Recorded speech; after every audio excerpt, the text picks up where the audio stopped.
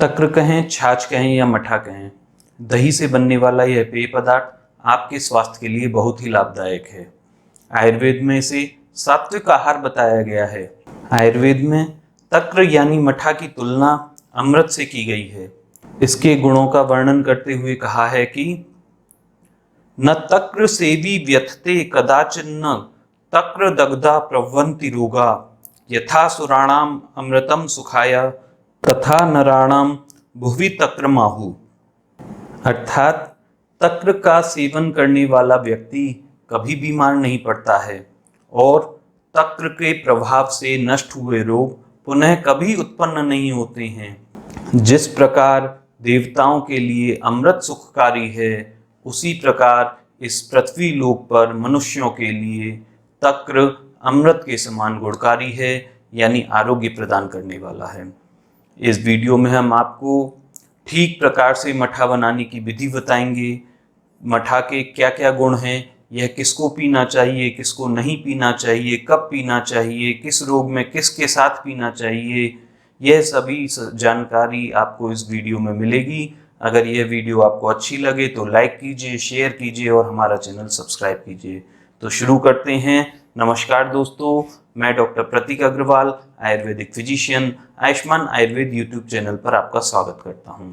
सबसे पहले मैं आपको ठीक प्रकार से मठा किस प्रकार तैयार किया जाता है यह आपको बता देता हूं। इसके लिए आपको ठीक प्रकार जमा हुआ दही लेना है और उसमें आधा पानी मिला देना है। उसके प्रकार उसे मथते हैं। मथने से मक्खन अलग होने लगता है, उस मक्खन को निकालकर अलग रख लेते हैं। इस प्रकार आपका ना अधिक पतला ना अधिक गाढ़ा मठा तैयार होता है। मठे का सेवन हमेशा ताजी ही करना चाहिए, कभी भी बासी मठे का सेवन नहीं करना चाहिए। यह मठा लघु गुण युक्त होता है, यानी पचने में हल्का होता है। यह मधुर, अम्ल और कषाय रस से युक्त होता है। मठा उष्णवीर्य होता है, यानी इसकी तासीर गर्म होती है। बहुत से लोगों में यह भ्रम होता है कि यह ठंडा होता है, परंतु ऐसा नहीं है। इसकी तासीर गर्म होती है, इसीलिए इसका उष्ण काल यानी ग्रीष्म ऋतु यानी मई जून के महीने में प्रयोग का निषेध बताया गया है। इसके विषय में आचार्य बागभट्ट अष्टांग संग्रह सूत्र स्थान में कहते हैं कि नैव तक्रम छते दध्यानोष्ण काले न दुर्बले। अर्थात मठे का प्रयोग उष्ण काल में यानी ग्रीष्म ऋतु में नहीं करना चाहिए। मठे का प्रयोग कभी भी सूर्यास्त के बाद यानी रात में नहीं करना चाहिए। मठे का प्रयोग हमेशा दिन में ही करना चाहिए। इसके अलावा मठे का प्रयोग कभी भी दुर्बल व्यक्तियों को नहीं करना चाहिए। दुर्बल व्यक्तियों को दही का प्रयोग ज़्यादा लाभकारी होता है। अब मैं आपको मठे में क्या क्या गुण होते हैं यह बता देता हूँ। यह लघु गुण से युक्त होता है, यानी पचने में हल्का होता है। यह जठराग्नि को प्रदीप्त करता है, यानी आपकी पाचन शक्ति बढ़ाता है। यह मल को बांधने का भी कार्य करता है। दोपहर में भोजन के अनपान के रूप में मठा पीने से पाचन शक्ति बढ़ती है और आहार का पाचन ठीक प्रकार हो जाता है।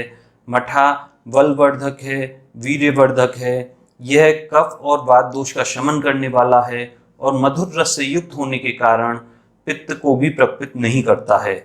मठे का प्रयोग संग्रहणीय रोग में या IBS में विशेष उपयोगी है। जिन लोगों ने अधिक घी का सेवन कर लिया हो या अधिक चिकनाई युक्त भोजन कर लिया हो, उन लोगों के लिए मठे का प्रयोग बहुत ही उपयोगी है। यह अधिक चिकनाई वाले भोजन को पचाने का कार्य करता है। जो लोग अर्श से यानी बवासीर से पीड़ित हों, जिन लोगों को भोजन करने में रुचि नहीं होती हो, उन लोगों के लिए भी मठा विशेष रूप से उपयोगी है। आधुनिक दृष्टि से देखें तो मठा पोषण से भरपूर है। एक संतुलित आहार के लिए आवश्यक सभी तत्व इसमें मिल जाते हैं। यह प्रोटीन से भरपूर है, यह विटामिन से भरपूर है, यह कैल्शियम से भरपूर है, यह कार्बोहाइड्रेट से भरपूर है। इसमें फैट कम मात्रा में होता है। इसी कारण से जो लोग मोटापे से परेशान हैं, उन लोगों के लिए मठे का प्रयोग बहुत ही उपयोगी होता है। मठे में 90% से अधिक पानी होता है, इसीलिए इसके सेवन से शरीर में जल का संतुलन भी बना रहता है। मठा पीना किसी भी अन्य पेय पदार्थ यानी कोल्ड ड्रिंक आदि की तुलना में बहुत बेहतर है। मठा लिवर की कार्य प्रणाली को सुचारू रूप से चलाने में सहायता करता है और बॉडी को डिटॉक्स करने में भी मदद करता है। मठा कोलेस्ट्रॉल को नियंत्रित करने के लिए एक प्राकृतिक उपाय है। मठा पाचन तंत्र को स्वस्थ रखने के साथ साथ त्वचा के लिए भी फायदेमंद है और त्वचा को प्राकृतिक चमक प्रदान करता है। अब हम बताते हैं मठे का प्रयोग किस रोग में किस प्रकार करना चाहिए। तो सबसे पहले मैं बताता हूँ, जिन लोगों को खट्टी डकार आती हो, पेट में जलन रहती हो, एसिडिटी से पीड़ित हो, पित्त का प्रकोप हुआ हो, उन लोगों को मठा चीनी मिलाकर प्रयोग करना चाहिए। इससे खट्टी डकार और एसिडिटी में आराम मिलेगा, पित्त का प्रकोप भी कम होगा। जिन लोगों को बार बार दस्त होता हो, पेट में दर्द बना रहता हो, पेट में ऐंठन रहती हो, खाना खाने के बाद लेटरिन जाने की इच्छा रहती हो, उन लोगों को मठा में 2 चुटकी सौंठ, 1 चुटकी सेंधा नमक, 1 चुटकी काली मिर्च मिलाकर भोजन के साथ पीने से पेट में आम बंदी बंद हो जाती है, मल बंधने लग जाता है और दस्तों में और पेट के दर्द में आराम मिलता है। जो लोग कफ दोष से पीड़ित हों, उन लोगों को मठा में 1 ग्राम त्रिकटु चूर्ण मिलाकर सेवन करने से कफ दोष में आराम मिलता है।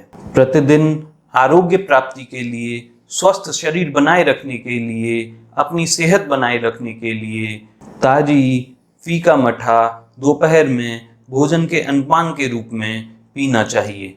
मठे का निरंतर सेवन करने से रक्त शुद्ध होता है, पाचन शक्ति बढ़ती है, शारीरिक शक्ति बढ़ती है, बल एवं वीर्य बढ़ता है, शरीर का वर्ण निखरता है, मन प्रसन्न होता है और वायु संबंधी अनेक रोगों का नाश होता है। तो दोस्तों, अगर आपको हमारी वीडियो पसंद आई हो तो इसे लाइक कीजिए, शेयर कीजिए, हमारा चैनल सब्सक्राइब कीजिए। आप आयुर्वेद के किस विषय पर वीडियो सुनना चाहते हैं, किस विषय पर जानकारी प्राप्त करना चाहते हैं, यह आप कमेंट बॉक्स में कमेंट कर सकते हैं। धन्यवाद।